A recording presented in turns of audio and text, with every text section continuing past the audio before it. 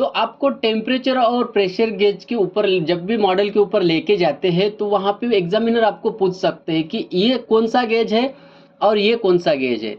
तो ये दोनों गेज के अंदर डिफरेंट है बहुत, आपको कैसा पहचानना है मैं आपको बता देता हूँ। तो प्रेशर गेज जो होता है फ्रेंड कहीं पे भी जीरो होता है, जैसे कि हम मॉडल के लिए फॉर आइडेंटिफिकेशन के लिए जो रखते हैं वहाँ पे प्रेशर जीरो होता है। लेकिन टेम्परेचर गेज जो रखते हैं हम कहीं पे भी अगर रखते हैं टेम्परेचर गेज को, तो आप यहाँ पे देख सकते हो वो टेम्परेचर शो करना स्टार्ट कर देता है। तो उस क्लाइमेट का जो भी वहाँ पे टेम्परेचर होगा तो वहाँ पे वो टेम्परेचर शो करेगा। तो आपको कैसा पहचानना है कि प्रेशर गेज जो है वहाँ पे जीरो होगा और टेम्परेचर गेज जो है वहाँ पे टेम्परेचर जितना ही करंट टेम्परेचर है वो दिखाना स्टार्ट कर देगा। तो फ्रेंड इसी प्रकार के जो मॉडल होते हैं एग्जामिनर आपको उस मॉडल के ऊपर लेके जाते हैं, वो मॉडल कैसे पहचानना है आपको यहाँ पे हम बताने वाले हैं। तो फ्रेंड आज का जो वीडियो है बहुत ही इंफॉर्मेटिव वीडियो होने वाला है। आपको एग्जाम में जो मॉडल दिखाते हैं उस मॉडल के ऊपर एग्जामिनर आपको लेके जाते हैं, आइडेंटिफाई करने को बोलते हैं, तो वहाँ पे कैसा आइडेंटिफाई करना है ये आज हम इस वीडियो में देखेंगे। तो वीडियो को अंत तक जरूर देखिए। देर ना करते वीडियो को स्टार्ट करते हैं।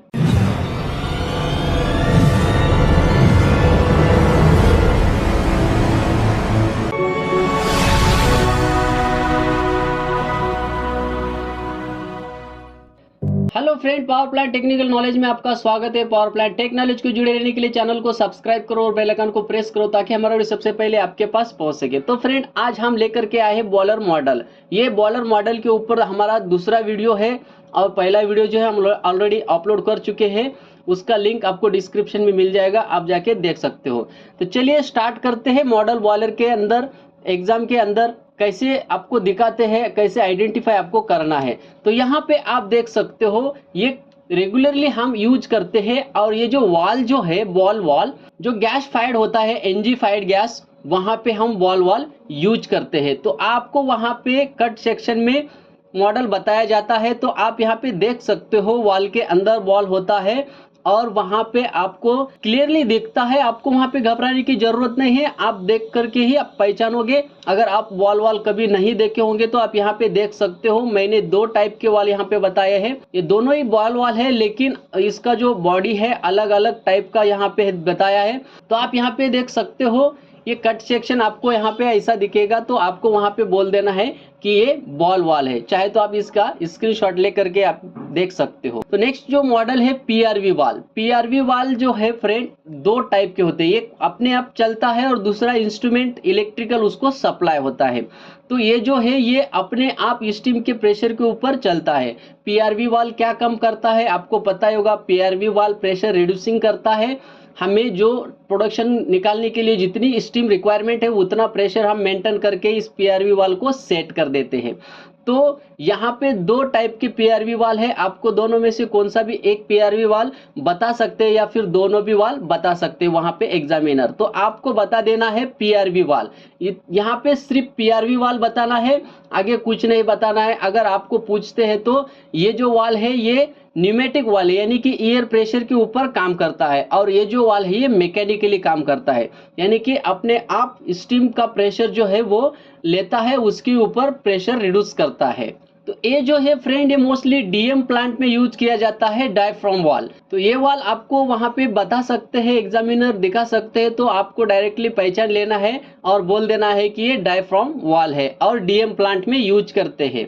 तो ये जो वाल है फ्रेंड ग्लोब वाल है, मोस्टली हम ग्लोब वाल बॉयलर में यूज करते हैं। ग्लोब वाल का बेनिफिट क्या है, ग्लोब वाल से हम फ्लो कंट्रोल करते हैं। तो ग्लोब वाल में बॉडी जो होती है फ्रेंड ग्लोब वाल की वो बहुत ही अलग अलग टाइप की होती है। तो यहाँ पे आप देख सकते हो और समझ सकते हो कि इसकी जो बॉडी की जो डिजाइन होती है वो बहुत ही अलग अलग होती है।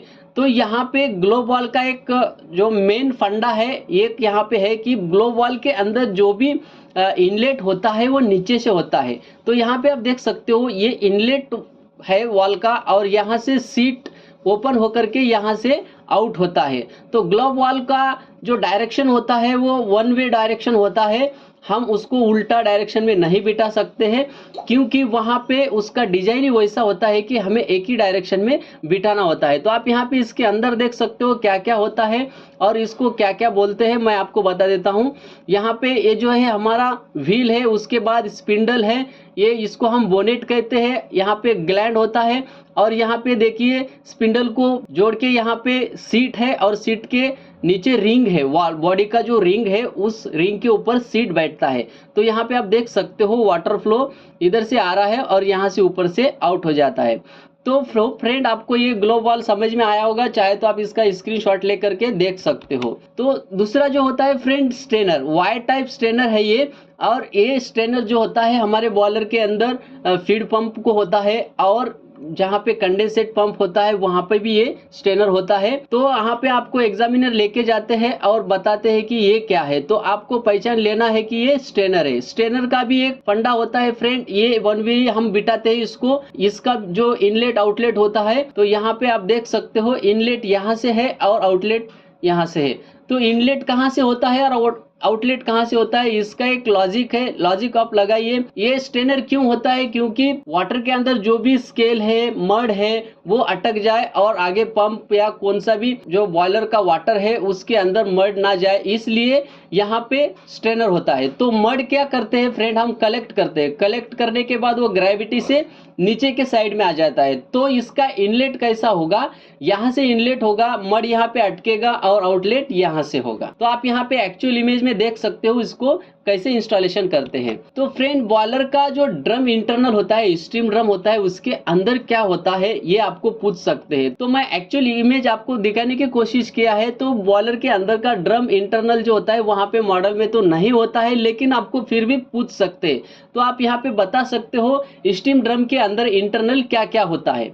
तो यहाँ पे आप देख सकते हो ये जो बेंड पाइप होता है, मोस्टली ये बेंड पाइप बहुत सारे बंदों को मालूम नहीं होता है कि ये इसका कारण क्या है, इसका फंक्शन क्या है, इसका जो वर्किंग है ये क्या है। तो यहाँ पे ये जो बेंड वाला पाइप दिखता है हम इसको एंटी प्राइमिंग पाइप बोलते हैं।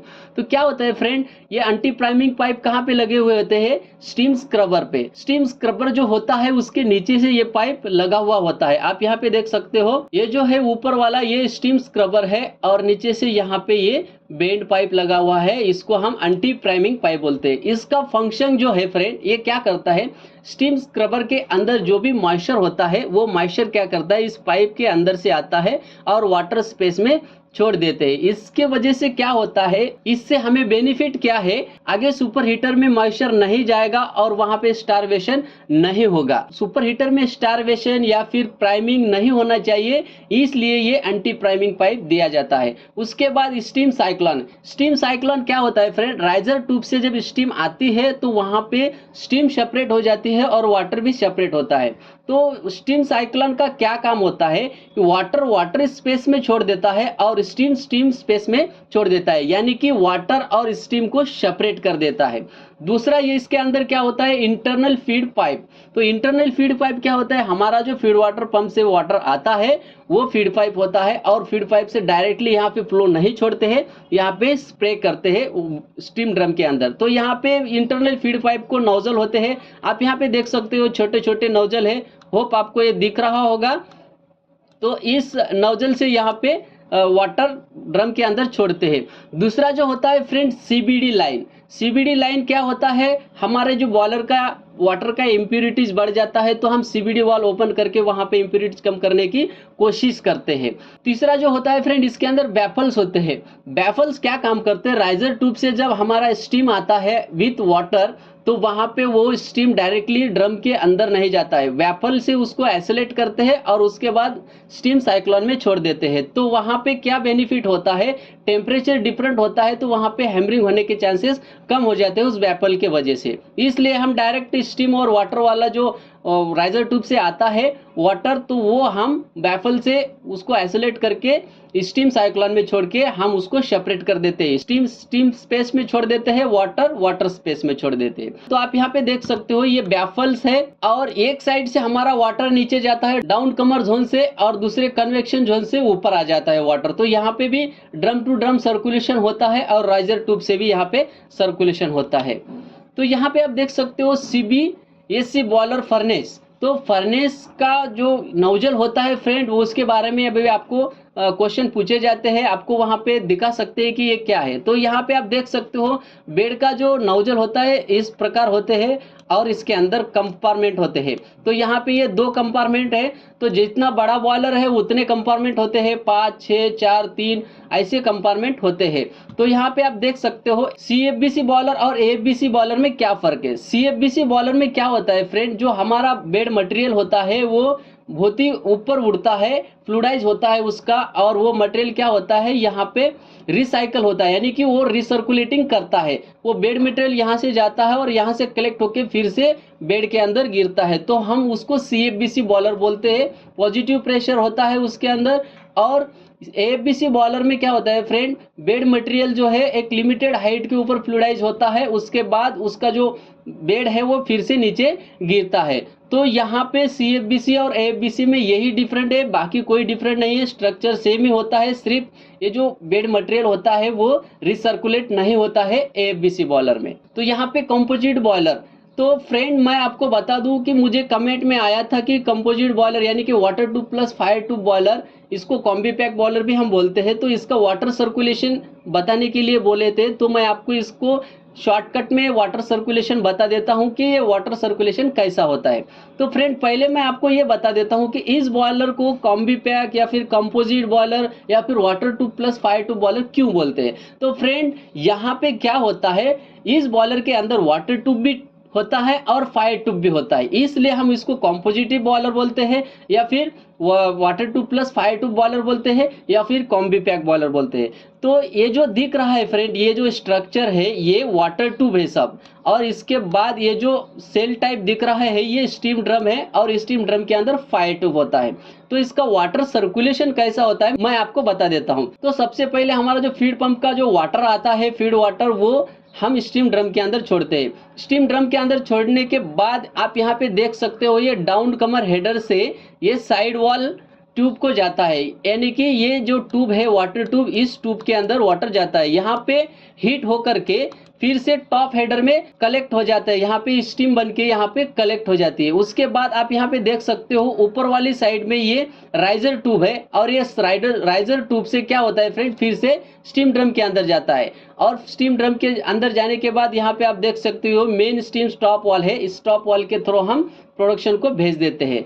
तो यहाँ पे इसका वाटर सर्कुलेशन आपको ऐसा बताना है, feed pump to steam drum to downcomer header to side wall header to side wall tube to top steam header to riser tube से फिर से स्टीम ड्रम से फिर से आपको बता देना है कि स्टॉप वॉल। तो यहाँ पे इसका वाटर सर्कुलेशन ज़्यादा क्रिटिकल नहीं है, ज़्यादा यहाँ पे सोचने की कुछ भी जरूरत नहीं है, वाटर सर्कुलेशन इसका सिंपल है। तो आप यहाँ पे देख सकते हो मैंने 3D एनिमेशन में बताने की कोशिश की है। तो ये स्टीम ड्रम होता है और ये हमारा वाटर वॉल ट्यूब होता है। तो यहाँ पे वाटर ट्यूब होता है, और इसके स्टीम ड्रम के अंदर जो होता है हमारे फायर ट्यूब होता है। और फ्रेंड दूसरी बात यहाँ पे आप देख सकते हो, यहाँ पे आपको स्टीम ड्रम का ट्यूब दिख रहा होगा, फायर ट्यूब, तो वहाँ पे एक फ्यूजिबल प्लग भी होता है फर्नेस जोन के अंदर। तो ये फ्यूजिबल प्लग क्या काम करता है, आपको पता है कि बॉयलर की सेफ्टी के लिए यहाँ पे फ्यूजिबल प्लग लगाते हैं, और वो जो फ्यूजिबल प्लग है हाई टेम्परेचर, यानी कि बॉयलर अगर एक्स्ट्रा ओवरहीट हो जाता है तो वहाँ पे वो मेल्ट होकर के स्टीम ड्रम के अंदर की जो भी स्टीम है या फिर वाटर है तो वो यहाँ पे मेल्ट होके फायरिंग को कट कर देता है, यानी कि फ्लेम कट ऑफ कर देता है। तो यहाँ पे आप देख सकते हो डेड वेट सेफ्टी वाल है, आपको इस सेफ्टी वाल के ऊपर लेके जाते हैं मॉडल के ऊपर, और आपको पूछते हैं एग्जामिनर की ये क्या है।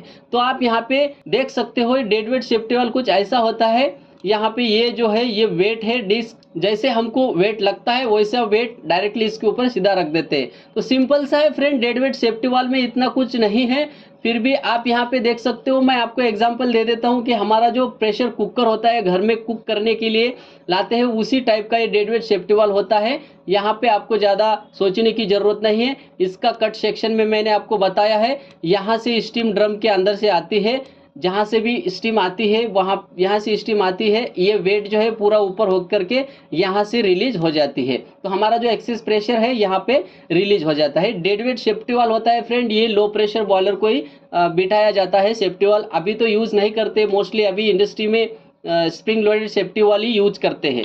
तो ये जो फ्रेंड ये जो फीड पंप आपको मैं बता रहा हूँ, इसका भी बहुत बड़ा आपको यहाँ पे कंफ्यूजन क्वेश्चन पूछे जाते हैं। बॉयलर एग्जामिनर आपको कंपलसरी 110% इस फीड वाटर पंप के ऊपर लेके जाते हैं। तो मैं आपको यहाँ पे फीड वाटर पंप बताया हूँ, वहाँ पे फीड वाटर पंप मॉडल हो सकता है और नहीं भी हो सकता है, लेकिन आपको वहाँ पे अगर मॉडल नहीं है तो ग्राफ बताएंगे, यानी कि ड्राइंग बताते हैं। तो उस ड्राइंग के ऊपर आपको लेके जाते हैं, तो बोलते हैं इसके अंदर सक्शन कौन सा है और डिस्चार्ज कौन सा है। तो सक्शन लाइन और डिस्चार्ज लाइन आपको पहचानना है, तो आप कैसे पहचानोगे? आप यहाँ पे देख सकते हो कि यहाँ पे आपको ये वाला लाइन और ये वाला जो लाइन है, इसके अंदर कुछ भी डिफरेंट नहीं दिख रहा है और आप पहचान नहीं सकते हैं। तो यहाँ पे ये जो है ये कपलिंग है, तो ये कपलिंग भी वहाँ पे नहीं बताते हैं, तो मैं ये नहीं आपको यहाँ पे बताया है। तो आपको सक्शन और डिस्चार्ज लाइन कैसे पहचानना है, मैं आपको ट्रिक देता हूँ। तो फ्रेंड यहाँ पे आप देख सकते हो, कट सेक्शन में मैंने बताया है कि कभी भी कौन से भी फीड वाटर पंप का या फिर कौन सा भी पंप हो, उसका जो सक्शन लाइन होता है डिस्चार्ज लाइन से बड़ा होता है। तो आप यहाँ पे देख सकते हो, ये जो लाइन है ये बड़ा है और ये जो लाइन है ये छोटा है, यानी कि साइज में। तो यहाँ पे ये 4 इंच लाइन है, तो यहाँ पे ये 2 इंच लाइन है या फिर 3 इंच लाइन है, लेकिन 4 इंच के बराबर लाइन नहीं होता है। दोनों लाइन सेम साइज के नहीं होते हैं। क्यों नहीं होते? क्योंकि फ्रेंड सक्शन में हमें बहुत ज़्यादा वॉल्यूम चाहिए होता है और डिस्चार्ज में हमें वॉल्यूम कम चाहिए होता है, ताकि हमारा प्रेशर बढ़ सके। तो आपको वहाँ पे देखना है, अच्छे से ऑब्जर्वेशन करना है कि लाइन कौन सी बड़ी दिख रही है। आपको एक ही ध्यान में रखना है, या ये तो लाइन छोटी देखना है या तो फिर बड़ी लाइन देखना है। दोनों का डिफरेंट आपको वहां पे तुरंत पहचानने में आ जाएगा, आप अगर वहां पे अच्छे से देखे तो वहां पे आपको अगर बड़ी लाइन दिखती है तो वहां पे डायरेक्टली बोल देना है कि ये सक्शन लाइन है। अगर छोटी लाइन दिखती है तो वहां पे ये बोल देना है कि ये डिस्चार्ज लाइन है। फिर भी आपको पूछ सकते हैं कि आपने ये इसको कैसा पहचाना, तो आपको बता देना है कि सक्शन लाइन बड़ी होती है साइज में और डिस्चार्ज लाइन छोटी होती है। और दूसरी बात, यहाँ पे ये भी क्वेश्चन पूछा जाता है, मुझे एग्जाम में ये पूछा गया था, इस शैफ्ट के अंदर प्ले होता है क्या? तो आपको बोल देना है हाँ, एक या 2 mm प्ले यहाँ होता है, यानी कि लूज होता है शैफ्ट। तो ये क्यों होता है? क्योंकि फ्रेंड इसका जो बैलेंसिंग प्रेशर होता है उसको बैलेंस करने के लिए एम्पिलियर आगे पीछे वहां पे एक थीम्स बनाता है, ताकि जो ऑपोजिट फोर्स है एम्पिलियर इधर उधर ना सरके, इसलिए यहाँ पे उसके अंदर प्ले दिया जाता है शाफ्ट के अंदर। तो फीड पंप के अंदर प्ले भी होता है, आपको बता देना है 1 या 2 mm प्ले यहाँ पे होता है। तो यहाँ पे आप देख सकते हो, ये मॉडल एग्जामिनर आपको 110% बता सकते हैं। तो इसको बहुत सारे बंदे इस मॉडल को लेके कंफ्यूजन है, कोई बोलता है ये एक्सपेंशन बैंड है, ये वो है। एक्सपेंशन बैंड वहां पे आपको नहीं बताता है, मैं आपको क्लियरली यहाँ पे बता देता हूँ। मुझे भी ये क्वेश्चन पूछा गया था एग्जाम में कि ये क्या है, तो एक्सपेंशन बैंड यहाँ पे बताने की क्या जरूरत है। एक्सपेंशन बैंड जो होता है वो स्टीम लाइन में होता है। स्टीम लाइन कितनी साइज की होती है आपको पता है, 8 इंच की होती है, 10 इंच की होती है या फिर 3 इंच की होती है। तो यहाँ पे वो एक्सपेंशन बैंड हमारे ऑपरेटर को कोई जरूरत नहीं है उसका स्टडी करने का। तो यहाँ पे ये जो मॉडल है ये है आपको सुपर हीटर कॉइल बता दे रहा है। तो सुपर हीटर का जो कॉइल होता है ऐसे कट करके लेके जाते हैं, क्योंकि उसका जो थिकनेस होता है बेंड के पास बहुत ही ज्यादा कम थिकनेस हो जाता है रनिंग बॉयलर में। तो वहां पे ये ऐसा कट करके सुपर हीटर का कॉइल लेके जाते हैं थिकनेस चेक करने के लिए। तो वहां पे आपको अगर बताते हैं तो ये क्या है, तो आप बोल देना वहां पे कि ये सुपर हीटर कॉइल है।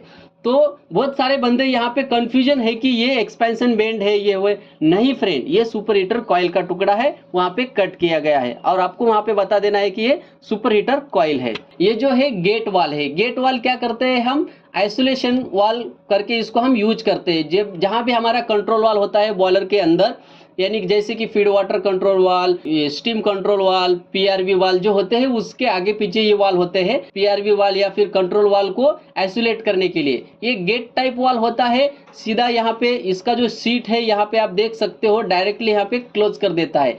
हम मोस्टली इसको फ्लो कंट्रोल करने के लिए यूज नहीं करते, ओनली आइसोलेशन करने के लिए, यानी कि ओपन क्लोज करने के लिए इसको यूज करते हैं। कौन सा भी सिस्टम को अगर हमें आइसोलेट करना है तो ये गेट वाल यूज किया जाता है। तो आप यहाँ पे देख सकते हो, यहाँ पे हैंडल व्हील है, स्टीम है, यार्क है, इसको यार्क बोलते हैं, ग्लैंड बोल्ट, ग्लैंड बुश और gland flange, gland packing, back seat bolt stud, और यहाँ पे बॉडी है, डिस्क है और सीट है।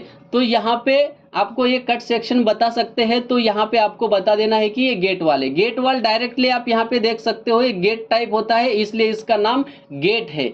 ग्लोब वाल क्या है, ग्लोब वाल के नीचे से इन होता है और ऊपर से आउटलेट होता है वाटर फ्लो का। लेकिन इसको जो है फ्रेंड हम कौन से भी डायरेक्शन में बिठा सकते हैं, इसका कोई यहाँ पे डायरेक्शन डिक्लेयर नहीं होता है, कौन सा भी डायरेक्शन में हम इसको बिठा सकते हैं। तो नेक्स्ट क्वेश्चन है boiler water level gauge glass. तो फ्रेंड आपको वहां पे एक गेज ग्लास भी दिखा सकते हैं। मैंने जो पहला वीडियो है मॉडल का हमारा, उस वीडियो में मैंने दूसरा गेज ग्लास बताया था, रिफ्लेक्स गेज ग्लास। तो ये गेज ग्लास है ट्यूबलेक्स। तो ये मोस्टली लो प्रेशर बॉयलर को ही होता है, हाई प्रेशर बॉयलर को ये गेज ग्लास नहीं होता है, क्योंकि ज्यादा टेम्परेचर के ऊपर ये नहीं चलता है। तो यहाँ पे आप देख सकते हो, और ये 3D मॉडल में भी देख सकते हो, ये स्टीम कॉक है और ये वाटर कॉक है। तो नीचे यहाँ पे ड्रेन कॉक है। तो सेम होता है फ्रेंड, बस खाली इसमें क्या होता है, ट्यूब होता है, ग्लास होता है। लेकिन यहाँ पे इसका जो बेनिफिट है, हम इसको चारों तरफ से लेवल देख सकते हैं। तो यहाँ पे आप देख सकते हो ईएसपी, ये एक्चुअल इमेज मैंने आपको दिखाया है। ईएसपी का काम क्या है, पोल्यूशन कंट्रोल करना है। यानी कि हमारे बॉयलर के अंदर जो भी डस्ट होता है, ये mostly coal fired boiler, biogas fired boiler, briquette fire boiler, जो भी सॉलिड फ्यूल है, तो यहाँ पे ईएसपी का यूज करते हैं ताकि पोल्यूशन ना बढ़ सके। तो यहाँ पे ईएसपी के अंदर क्या होता है, नेगेटिव चार्ज, यानी कि इसको पावर दिया जाता है ट्रांसफार्मर से, उसका वोल्टेज प्रेशर बढ़ाया जाता है और उसको नेगेटिव चार्ज दिया जाता है, और हमारा जो बॉयलर के अंदर का डस्ट आता है वो पॉजिटिव होता है और इसको चिपक जाता है। तो कुछ देर के लिए यहाँ पे चिपका के रखते हैं, उसके बाद उसको हैमरिंग करते हैं, रैपिंग होता है इसके अंदर। तो यहाँ पे मैं आपको एक बात बता देता हूँ, इसका इंपॉर्टेंट जो मेन पॉइंट है आपको पूछने वाले कि ईएसपी कब लाइन पे लेते हैं। ये ईएसपी को आप कम मत समझिए फ्रेंड, अगर इसका एक्सप्लोजन होता है तो बहुत बड़ा एक्सप्लोजन होता है। ईएसपी के अंदर मॉइस्चर कंटेंट नहीं चाहिए होता है। तो इसका जो हम ऑपरेटिंग करते हैं, तो सबसे पहले हम इसको चार्ज करते हैं। चार्ज करना यानी कि इसको हीटिंग करते हैं 130 डिग्री सेल्सियस, यानी कि 130 डिग्री सेल्सियस के ऊपर जब टेम्परेचर ईएसपी का आता है, उसके बाद ही हम इसको लाइन पे लेते हैं। यानी कि लाइन पे लेते हैं यानी कि क्या करते हैं कि उसके अंदर पावर हम स्टार्ट कर देते हैं, यानी कि पावर छोड़ देते हैं। 130 डिग्री सेल्सियस टेम्परेचर आ जाने के बाद इसको हम लाइन पे लेते हैं। तो यहाँ पे आप देख सकते हो आईडी फैन। आईडी फैन जो होता है फ्रेंड, बहुत टाइप के होते हैं।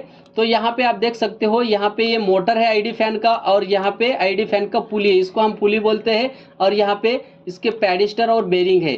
बेरिंग होता है, शाफ्ट जो होता है इम्पिलर का, उसको दोनों साइड की भी बेरिंग होती है और ये वन साइड भी बेरिंग होती है। तो इम्पिलर जो होता है ये सेंट्रीफ्यूगल इम्पिलर होता है इसके अंदर।